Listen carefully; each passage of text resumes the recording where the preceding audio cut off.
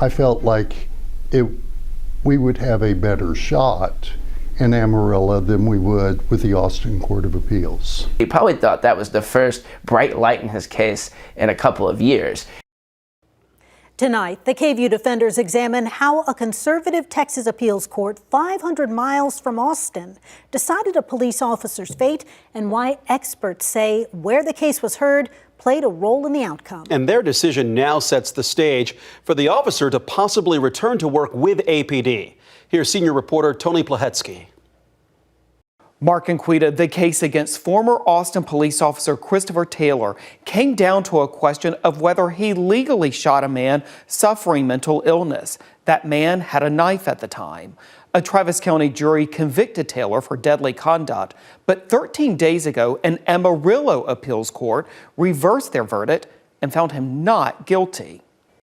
I'm going to assess your sentence at 2 years confinement.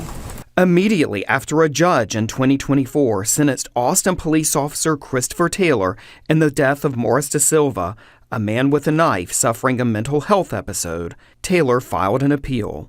His case was set to go here, to the all-Democrat Texas Third Court of Appeals in Austin. The Texas Supreme Court then sent this order to the Austin-based court, directing that the first 15 cases the appeals court received on or after December 4th, 2024, be transferred to the 7th Court of Appeals in Amarillo. Taylor's appeal was in that batch. If anything, we caught a break by getting out of Travis County. Taylor's attorney, Richard Wetzel, viewed the transfer to the all-Republican 7th Court of Appeals as positive. They're a conservative court. They tend to, as I say, afford deference to law enforcement officers. And I just felt like it was a good court for this case with these issues.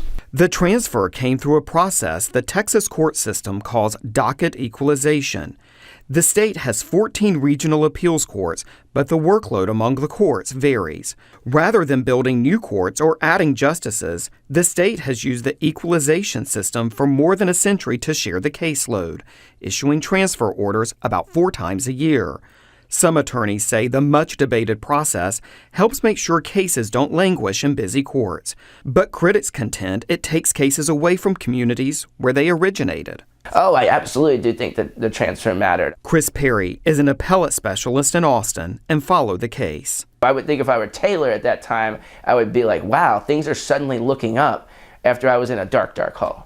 Travis County DA Jose Garza called the ruling from the 7th Court of Appeals absurd, adding, quote, "The conservative Amarillo-based 7th Court of Appeals judges think they know better than the Travis County jurors who heard the case and convicted Taylor." Garza could have challenged the transfer, but would not say whether his office intentionally didn't. Wetzel says even though he applauded the Austin to Amarillo transfer, he doesn't think it ultimately mattered. In the abstract, any judge should have reached this result. Perry strongly disagrees. What I see from that opinion is that these judges were trying to get Christopher Taylor off. They didn't like the facts of the case. You're just seeing the bias just pour off the page, drip off the page.